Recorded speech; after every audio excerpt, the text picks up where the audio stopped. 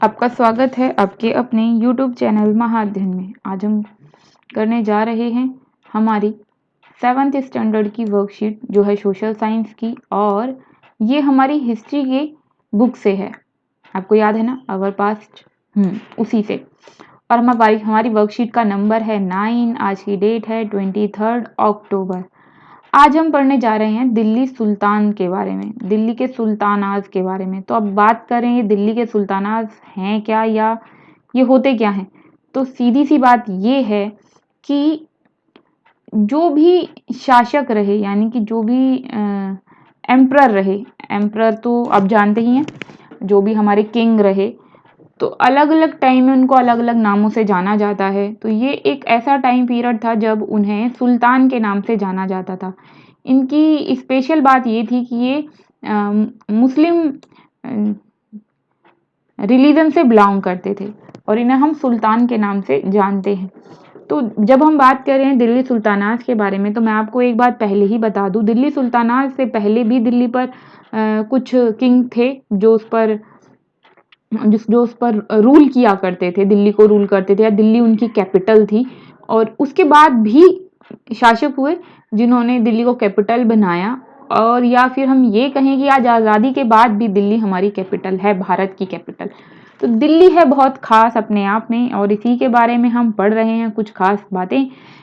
खास बात ये है, यहाँ पर आगे बढ़ने से पहले मैं आपको बता दूं कि सुल्तानात से पहले का जो भी टाइम पीरियड है, उसमें जितने भी किंग हुए उनके बारे में हमें बहुत सारा डिटेल नहीं मिलता है। उनके बारे में हमें कुछ जानकारियां मिलती हैं और कुछ जानकारियां नहीं मिलती हैं, लेकिन दिल्ली सुल्तानात के बारे में हमें सब कुछ पता चलता है। तो दिल्ली सुल्तानात के बारे में हमें सब कुछ पता कैसे चलता है? एक्चुअली ये हमें पता चलता है तारीख या तारीख नाम के हिस्ट्री बुक से। तो इनके टाइम पीरियड में, सुल्तानात के टाइम पीरियड में एक हिस्ट्री की बुक लिखी जाती थी जिसे हम तारीख बोलते थे। क्या बोलते थे? तारीख। अगर एक किताब है, एक बुक है, सिंगल बुक है, तो सिंगुलर है बुक, यानी कि एक बुक है तो उसे तारीख बोलते थे, और एक से ज्यादा बुक्स हैं तो उसे हम बोलते थे त्वारीख। तारीख और त्वारीख। और इन तारीख त्वारीख की खास बात क्या थी? खास बात ये थी कि ये उस वक्त की लैंग्वेज, जो एडमिनिस्ट्रेटिव लैंग्वेज थी, यानी कि गवर्नमेंट की जो लैंग्वेज थी, सरकारी भाषा जिसे हम बोलते हैं, वो थी पर्शियन, और इसे पर्शियन लैंग्वेज में ही लिखा गया है। एक और खास बात, वैसे यहाँ पर हमें सुल्तानात के बारे में जानकारी के लिए तारीख है जिसे हम पढ़कर जानकारी ले लेते हैं, लेकिन जब हमारे पास ये बुक्स नहीं होती हैं तो हम किस किस चीज़ से अपनी हिस्ट्री के बारे में पता लगाते हैं। तो आपको याद है, ये हम 6th स्टैंडर्ड में भी पढ़ चुके हैं। तो इसमें सबसे इम्पॉर्टेंट चीज़ों में आता है इंस्क्रिप्शंस, जो कि बहुत बहुत बड़े बड़े जो माउंटेन्स होते हैं या बहुत बड़ी वॉल बनी होती हैं, जो मतलब कुल मिला के पत्थर की दीवारें या पत्थर की चट्टानें जो होती हैं, उस पर खोद कर नुकीले चीज से जब हम कुछ लिखते हैं तो उसको इंस्क्रिप्शन कहते हैं। तो दीवारों या पत्थरों पर लिखी हुई बातें इंस्क्रिप्शन कहलाती हैं। दूसरा, जो कॉइन्स होते हैं, हर जो किंग हैं या एम्परर हैं, वो अपने टाइम पीरियड में कोई ना कोई तो कॉइन चलाएंगे ही, क्योंकि भाई सामान लेना देना खरीदना ये सब तो होता ही है, तो कॉइन की जरूरत तो पड़ेगी ही। तो सिक्के, तो वो उनके टाइम के सिक्कों से हमें बहुत कुछ पता चलता है, नहीं कॉइन से। फिर एक और जो स्पेशल चीज़ है वो है आर्किटेक्चर। भाई सीधी सी बात है, घरों में तो रहेंगे ही, महल बनाएंगे, भवन बनाएंगे, मंदिर बनाएंगे, नहीं तो अपनी दूसरी कोई चीज़ बनाएंगे जिसे हम भवन कहते हैं। आर्किटेक्चर मतलब स्थापत्य कला हिंदी में बोलते हैं, और इंग्लिश में आर्किटेक्चर जिसे हम कहते हैं, ये बेसिकली बनाया क्या जाता है, भवन बनाए जाते हैं, मतलब बड़ी बड़ी इमारतें, बिल्डिंग्स बनाते हैं एक तरीके से कहें तो। अब बढ़ते हैं आगे। ये तो थी सुल्तानों की तारीख के बारे में कुछ बातें, और एक और ख़ास बात जो यहाँ पर बताई गई है तारीख के बारे में, वो ये कि ये जो तारीख को लिखने वाले हैं, यानी कि इनके जो लेखक हैं, यानी कि ऑथर, इन ऑथरों के बारे में कुछ खास बातें जान लेते हैं।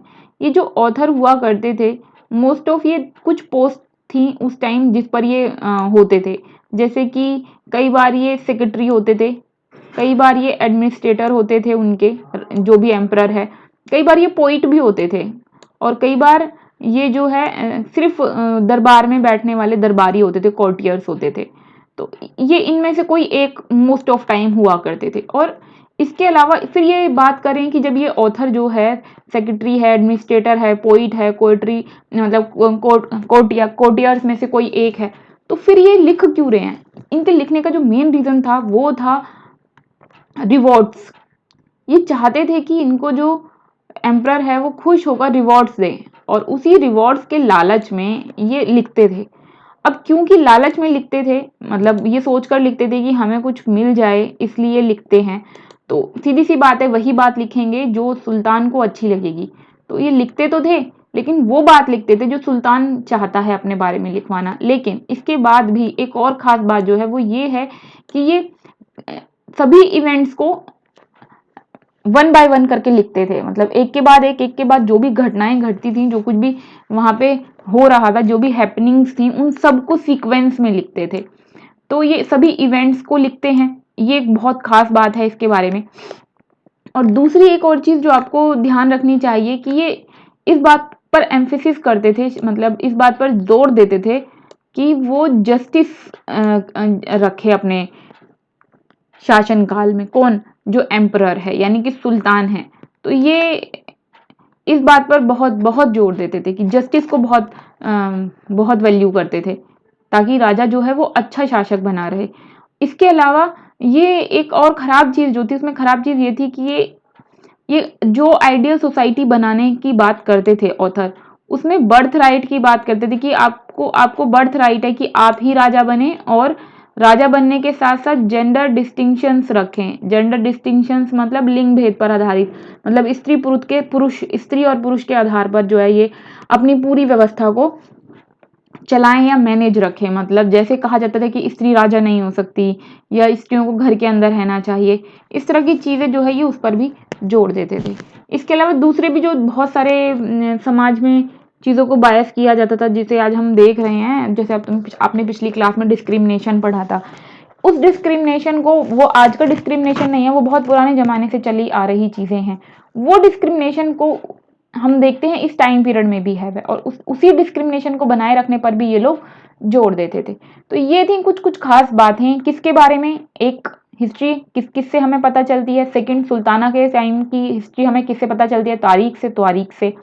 फिर ये जो तारीख के ऑथर हैं ये कौन होते थे, तो हमने पढ़ा ये मोस्ट ऑफ 4 पोस्ट पर होते थे, सेक्रेटरी, एडमिनिस्ट्रेटर, पोइट या कोर्टियार्स होते थे। लिखते क्यों थे? रिवॉर्ड्स के लिए लिखते थे। क्या लिखते थे? सीक्वेंस में जो भी हैपनिंग्स थी, इवेंट्स थे, उनको लिखते थे, और राजा को सीख देते थे कि वो अपने पूरे शासन को कैसे चलाए, अपने स्टेट को कैसे चलाए, वो बताते थे। और एक और खास बात जो मैंने यहाँ पर तुम्हें बताना शायद मैं भूल गई, कि ये जो ऑथर हुआ करते थे ये सिटीज में रहते थे, ये गांव में नहीं रहते थे, क्योंकि ये सिटी में रहते थे तो ये जो कुछ भी लिखते थे वो सिटी के बारे में लिखते थे। गांव के बारे में ये लोग बहुत कम लिखा है इन लोगों ने। जैसे कभी अगर राजा गया गांव की तरफ किसी भी उद्देश्य से, तब उनके साथ गए और फिर उसके बारे में लिखा, नहीं तो ये मोस्ट ऑफ विलेजेस के बारे में नहीं लिखते थे, या कोई घटना घट गई तब लिखा उसके बारे में। वरना ये किसके बारे में लिखते हैं? सुल्तानात और उसके आसपास के माहौल के बारे में। तो ये भी कुछ खास बातें। अब बढ़ते हैं आगे, देखें हमारी वर्कशीट हमें कुछ और बातें क्या बता रही है। तो अब हम बात करें रूलर्स ऑफ दिल्ली की। जब आप इस लिस्ट को देखेंगे तो खास बात ये है इस लिस्ट में कि ये जो सुल्तानात से पहले का टाइम पीरियड है उसकी हमें पूरी जानकारी नहीं है, इसलिए इस टाइम पीरियड के केवल जो मेन जो किंग थे उनके बारे में बताया है। जैसे कि जब तोमर डायनेस्टी थी, तोमर डायनेस्टी मतलब तोमर वंश कहेंगे अगर हम हिंदी में कहेंगे तो तोमर डायनेस्टी में जो उनका मुख्य राजा रहा वो था अनंगपाल। सिर्फ उसके बारे में बताया है कि वो इस टाइम पीरियड में था। टोटल टाइम पीरियड ऊपर बताया थी, लेकिन सबका नहीं बताया, सिर्फ उनमें से एक राजा का बताया। फिर ऐसे ही चौहानों में से, फिर जब चौहान वंश ने तोमर वंश को हरा दिया था और फिर दिल्ली को अपनी कैपिटल बना लिया था, तो चौहानों में भी जितने राजा हुए उन सबके बारे में नहीं बताया, सिर्फ पृथ्वीराज चौहान के बारे में बताया है क्योंकि वो फेमस थे। इसी तरह फिर पृथ्वीराज चौहान को हराने के बाद जो है तुर्कों ने शासन संभाला, तुर्किश रूलर्स आए जो मुस्लिम धर्म से संबंधित थे, और फिर उनका सीक्वेंस में सबका नाम बताया, जैसे कुतुबुद्दीन ऐबक का नाम बताया है। कुतुबुद्दीन ऐबक ने सबसे पहले यहाँ पर गद्दी संभाली या दिल्ली को अपनी राजधानी बनाया। और मैं आपको बता दूं, आज जब हम कुतुब मीनार की बात करते हैं, वो कुतुबुद्दीन ऐबक के नाम पर ही कुतुब मीनार है और इन्होंने ही उसकी स्थापना की थी, स्टैब्लिश किया, या ये कहें कि उसकी शुरुआत की थी बनाने की। और पूरी नहीं बनी थी, फिर वो पूरी बनवाई शमशुद्दीन इल्तुतमिश, जो इनके बाद गद्दी पर बैठे, तो उनके द्वारा उसे और काम को आगे बढ़ाया गया। किसके काम को? कुतुब मीनार के काम को। रजिया एक ऐसी सुल्ताना थी जो स्त्री थी, फीमेल होकर जो राजा बनी। और क्योंकि हम पीछे पढ़ ही रहे हैं कि स्त्रियों को राजा बनने के लिए तो मना ही होगा, जब हमने पीछे पढ़ ही लेगी वो जेंडर बायस टाइप रूल करने के लिए उनको सलाह देते हैं। कौन देते हैं? जो जो भी इस वक्त के ऑथर्स हैं, तो ऑथर राजा को बताते ही हैं कि भाई लिंग भेद पर रखो, तो फिर राजा कैसे बनेगी स्त्री। लेकिन रुकिए, रुकैया, रजिया जो है ऐसी एक स्त्री थी जिसने ये जो मान्यता थी कि औरतें राजा नहीं हो सकती, उसे तोड़ दिया। रजिया राजा बन गई, यानी कि सुल्ताना बन गई। और सुल्ताना बनने के साथ साथ वो पुरुषों जैसे पोशाक भी पहनती थी, यानी ड्रेसेस पहनती थी। और कुछ बातें आगे जानेंगे इनके बारे में। उसके बाद फिर गयासुद्दीन बलबन, फिर और इसी तरीके से दूसरी डायनेस्टी आई। फिर तुर्किश डायनेस्टी के बाद आई खिलजी डायनेस्टी, खिलजी डायनेस्टी के बाद आई तुगलक डायनेस्टी, तुगलक डायनेस्टी के बाद सैयद डायनेस्टी, और उसके बाद लोदी डायनेस्टी। और इस तरीके से हम देखते हैं फिर ये पूरी सुल्तानात के बारे में हमने बात की है, यहाँ से यहाँ तक जितनी भी बात की है। इसके बाद हम मुगल वंश की बात करते हैं और वो देखते हैं हमारा नंबर इस किताब में आता है कि नहीं आता, या अगली किताब में आता है। इन सब बातों के साथ एक खास बात जो आपके लिए जानने की है वो ये कि अलाउद्दीन खिलजी एक फेमस एम्परर था, और वो किस लिए था? ऐसी उसने बाजार नियंत्रण पॉलिसी बनाई थी, यानी कि मार्केट पॉलिसी, ऐसी मार्केट पॉलिसी बनाई थी उसने। इसके टाइम पीरियड में बिल्कुल भी करप्शन नहीं था, बिल्कुल भी करप्शन नहीं, और बहुत ज्यादा डेवलपमेंट हुआ। और इसी तरह से हम मोहम्मद तुगलक की बात करते हैं। इनका पूरा नाम था मोहम्मद बिन तुगलक, और इन्होंने इतनी सारी नीतियां बनाई जो बहुत अच्छी नीतियां थी, पर सारी की सारी फेल हो गई, इसलिए इन्हें पागल दीवाना शासक भी कहा जाता है। और इसी तरीके से अब हम बढ़ जाते हैं आगे। इस पैरा में वो सब बातें बताई हैं जो मैंने आपको अभी अभी बताई। एक बार रिपीट कर लेते हैं कि दिल्ली पर पहले जो है वो तोमर राजपूतों का शासन था, उसके बाद उनको चौहानों ने हरा दिया और फिर उन्होंने उस पर शासन कर लिया। उसके बाद उन्हें हरा दिया किसने? किसने हराया उन्हें? उसके बाद उन्हें हराया तुर्की ने, जो मैंने अभी अभी आपको बताया ही। तो जब हम कह रहे हैं चौहानों ने दिल्ली पर अपना शासन कर लिया, तो इस टाइम में जो खास बातें जानने की हैं, उस टाइम पीरियड में जैन मर्चेंट जो थे, जैन व्यापारी भारत में बहुत रहते थे, और उन्होंने भारत में नहीं, सॉरी, दिल्ली में बहुत सारे जैन व्यापारी रहते थे और जैन मर्चेंट्स। तो और जैन मर्चेंट ने बहुत सारे जैना टेम्पल भी बनवाए। जैसे आज आप पुरानी दिल्ली की तरफ जाएंगे तो वहां पे एक बहुत फेमस जैन टेम्पल है, और भी कुछ जैन टेम्पल हैं दिल्ली में। और एक खास बात, जो दिल्ली में कॉइन्स चलते थे उन दिनों, उसको दहलीवाल कहा जाता था, दहलीवाल। इसके अलावा दिल्ली सल्तनत 13वीं सेंचुरी में शुरू हुई, किसके बाद? चौहानास के बाद। तो ये थी आज की बहुत सारी बातें। अब देखते हैं आज हमने क्या सीखा। हमें सबसे पहले बताने हैं सोर्सेज जिससे हमें पता चलती है हिस्ट्री, तो वो थे इंस्क्रिप्शंस, कॉइन्स, आर्किटेक्चर। फिर हमें बताना है हाउ कैन स्टडी ऑफ तारीख बी यूजफुल। तारीख किस तरह से हमारे लिए इंपॉर्टेंट है? तो तारीख इंपॉर्टेंट है क्योंकि वो हमें सुल्तानात की जानकारी देती है, और उसके अलावा सुल्तानात के रेन, एडमिनिस्ट्रेशन और अदर इवेंट्स के बारे में हमें तारीख बताती है। तो अब हमें उसके बाद बताना है, डिस्क्राइब करनी है लिमिटेशंस।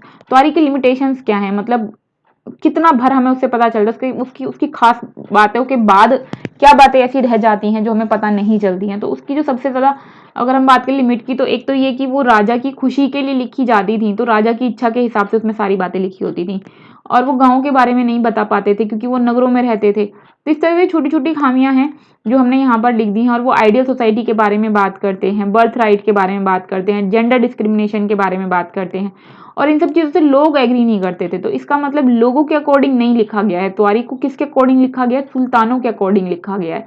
तो ये जो है हमें जानकारी तो देते हैं, पर सुल्तानों की, आम जनता के बारे में हमें बहुत ज्यादा जानकारी इससे नहीं मिलती है। अब चौथा अब हमें बताना है कि कुतुब मीनार को बनाने में किस किसने अपना कंट्रीब्यूशन दिया, तो उसको आपको पता लगाना है, हेल्प लेनी है जिस भी चीज़ की आप लेना चाहते हैं।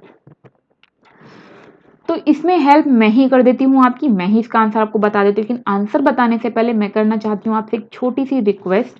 जैसे ये वीडियोस देख के आपको बहुत हेल्प मिलती है और आपको बहुत अच्छा लगता है कि आपका काम आराम से हो गया, बिल्कुल ऐसे ही जब आप वीडियो को लाइक करते हैं और चैनल को सब्सक्राइब करते हैं तो हमें बहुत अच्छा लगता है कि ओ ठीक है, हमारे बहुत सारे बच्चे जो है देख रहे हैं और फिर हमारा भी और वीडियोस बनाने का मन करता है।